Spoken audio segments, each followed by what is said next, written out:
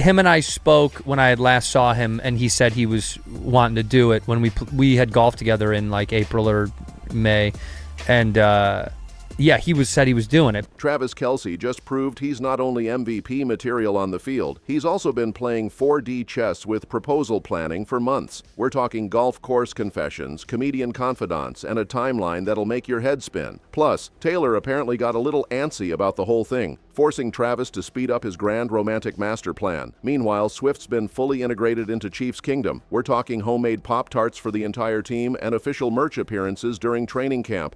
And if you thought celebrity reactions would be basic congratulations posts, think again. We've got Miley Cyrus gushing about pure joy, Lana Condor comparing her own love story to Taylor Swift songs, and the Haim sisters basically throwing a Madison Square Garden dance party. Oh, and apparently Travis's proposal was so top secret that even his comedian bestie is doubtful about scoring a wedding invitation. Because when Taylor Swift controls the guest list, even close friends know they're probably not making the cut. You're not going to Taylor Swift and Killer Trav's wedding. I highly doubt it, dude. I don't think I got that invite. You know she's controlling that guest list. Yeah, but I'm not on that list, You don't dude. think so? Oh, dude. Picture this. It's April or May. Travis Kelce is out on the golf course with comedian Andrew Santino, probably trash-talking his swing, when suddenly the conversation takes a hard left into proposal territory, because apparently nothing says romantic planning session like a golf cart and your comedian buddy. Santino spilled the tea on the Pardon My Take podcast, revealing that Travis straight up told him he was doing it. Not might do it, not thinking about it, full commitment mode. But here's where it gets interesting. Travis kept the when and how locked down tighter than his playbook. Smart move, considering we're talking about one of the most watched couples on planet Earth. And Santino, he played it perfectly. No prying, no pestering for details, just pure, I'm happy for you bro energy. Because apparently, even comedians know when to resist material that good. The man showed more restraint than a Chiefs defense on third down. Him and I spoke when I had last saw him, and he said he was wanting to do it when we had golfed together in like April or May, and yeah, said he was doing it, but he didn't say when. I mean, it wasn't. Yeah. But I don't pry. The timeline here is wild, though. We're talking months of planning for a proposal that didn't happen until mid-August. Travis was out here playing the long game like he was strategizing for the Super Bowl. Except instead of defensive coordinators, he was dodging paparazzi and managing a secret that could break the internet. Here's where the story gets juicy. According to Travis's dad, Ed Kelce, who apparently has zero filter when it comes to sharing family intel, the original plan was to wait even longer. Travis wanted to orchestrate something more elaborate, probably involving fireworks, a full orchestra, and maybe a surprise cameo from her cats. But plot twist, Taylor was getting a little antsy about the whole situation. And honestly, fair. When you're Taylor Swift and the entire world is watching your relationship like it's the season finale of their favorite show, waiting around for a proposal probably feels like being stuck in the longest commercial break ever. So Travis, being the MVP he is, pivoted. 2 weeks before their August 26th announcement, he decided to pull the trigger on his carefully laid plans, which proves that even the most elaborate romantic schemes sometimes need to bow to reality and your partner's timeline. This whole adjustment actually shows something pretty sweet about their communication. Travis could have stuck to his original grand plan and made Taylor wait indefinitely. Instead, he listened, adapted, and still managed to pull off a proposal memorable enough to send the internet into meltdown mode. Talk about relationship goals that actually matter.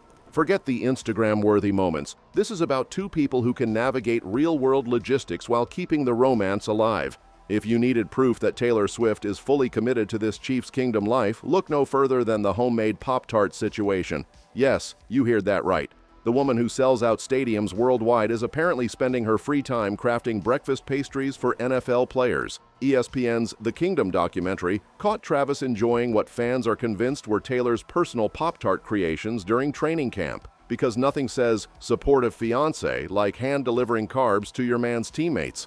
Andy Reid, the Chiefs coach, previously confirmed Taylor's baking habits, though he did throw in some passive-aggressive disappointment about never receiving any treats himself. Someone get this man a cookie. But the real power move? Travis showing up to training camp wearing official The Tortured Poets Department merchandise.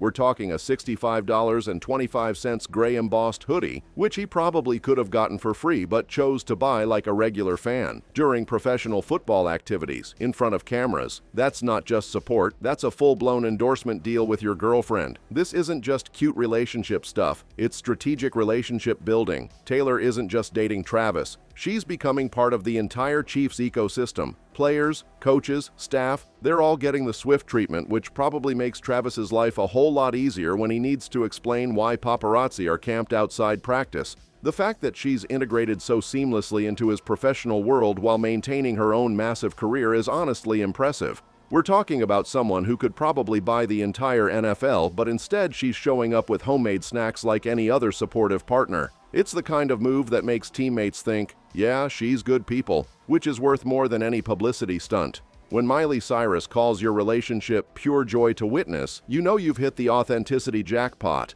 Cyrus, who's had her fair share of public relationship drama, doesn't throw around endorsements lightly.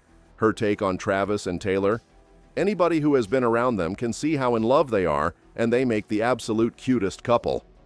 Coming from someone who's navigated her own messy public relationships and is currently focused on personal healing, Miley's stamp of approval carries actual weight.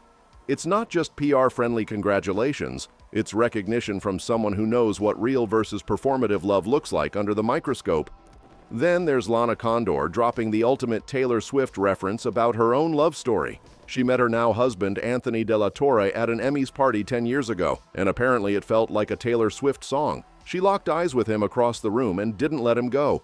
Meanwhile, he was just trying to make friends, and she was out here thinking about wedding rings. The power of Swift's lyrical influence on real-world romance is honestly unmatched. Even the Haim sisters are getting in on the celebration action, dancing to Welcome to New York after their Madison Square Garden sellout. Bestie Haim consistently calls Taylor a true genius and the best friend and the best hang, which is impressive considering how busy Swift's schedule is. These aren't just industry relationships, they're genuine friendships that have survived fame, success, and packed touring schedules. The Haim connection runs deeper than just friendship, though. They've done joint performances of No Body, No Crime during the Eras tour, which the sisters described as one of the most exhilarating things we've ever had the opportunity to experience. This ongoing artistic partnership demonstrates Swift's commitment to supporting other female artists while creating memorable experiences that enhance both their individual careers and their shared creative legacy. Now here's where things get hilariously honest. Andrew Santino, the same comedian Travis confided in about the proposal months ago, is being brutally realistic about his wedding invitation prospects. His assessment? Taylor appears to be controlling the guest list, and he's doubtful about making the cut. This level of self-awareness is honestly refreshing. Santino knows the math. Taylor Swift wedding equals maximum security, minimum guest count, and probably more A-listers than you can fit in Rhode Island. Even close friends of the groom understand they might be watching the highlights on Instagram like the rest of us. You're not going to Taylor Swift and Killer Trav's wedding. I highly doubt it, dude. I don't think I got that invite. You know she's controlling that guest list. Yeah, but I'm not on that list, You don't dude. think so? Oh, dude. I'm not you on and that Killer list. Trav? Trav's my boy. I love him to death. I highly doubt. Look, I will say this. I played golf with my old man 2 days ago, and we FaceTimed him and to say congrats. And his backup plan, hoping for a bachelor party invitation instead, which is probably more realistic, considering bachelor parties don't typically require the same level of Secret Service adjacent security that a Swift wedding would demand. Look, maybe I'll catch a bachelor party invite. Plus, comedians at bachelor parties are basically a requirement. Comedians at celebrity weddings are more of a luxury. The fact that Santino is being this honest about the situation actually shows how grounded this whole relationship is. Even the inner circle understands that some events are just too big for regular friend inclusion, and that's okay. It's not personal. It's logistics meets celebrity reality. When your friend is marrying one of the most famous people on the planet, you adjust your expectations accordingly. Here's what's wild about this whole engagement. It's not just affecting Travis and Taylor, it's literally changing how people describe their own relationships. When Lana Condor can reference feeling like she's in a Taylor Swift song and everyone immediately knows what that means, you've transcended music into cultural shorthand. Swift's lyrics have become the vocabulary people use to understand their own romantic experiences. Her engagement to Travis isn't just celebrity news, it's validation for everyone who's ever felt like their love story deserved a soundtrack. Fans are personally invested in this relationship because they've been following Taylor's romantic journey through her discography for over a decade. The cross-pollination between sports and music audiences is creating something unprecedented. Football fans are suddenly familiar with Swift's entire catalog, and Swifties are learning the difference between a touchdown and a field goal. Travis and Taylor have accidentally created a cultural bridge that nobody knew we needed. Their ability to leverage each other's platforms, like Taylor announcing her upcoming album, The Life of a Showgirl, on Travis's New Heights podcast, shows they understand they're building something bigger than just a relationship. They're creating an entertainment ecosystem where both audiences win and neither feels like they're being used for publicity. This isn't just celebrity cross-promotion, it's genuine integration of two massive fan bases who are discovering they have more in common than they thought. Sports fans are getting introduced to emotional depth and lyrical storytelling, while music fans are learning about strategy, teamwork, and the kind of pressure that comes with performing on the biggest stages. The months of secret planning, the golf course confessions, the Pop-Tart deliveries, and the training camp fashion statements all point to the same conclusion. This isn't a publicity stunt or a rebound relationship. When you're telling comedians about proposal plans in April for an August engagement, you're not hedging your bets, you're making a commitment. Travis proved he could adapt his timeline without losing his romantic vision. Taylor proved she could integrate into his professional world without losing her own identity. And somehow they've managed to make the most watched relationship in America feel genuinely authentic. The fact that even Travis's close friends are realistic about wedding invitations while still being genuinely excited for the couple shows this is the rare celebrity relationship where everyone involved, friends, family, industry peers, seems to understand the assignment. Support the couple, respect the privacy, and maybe don't expect an invitation to what's probably going to be the most exclusive wedding of the decade.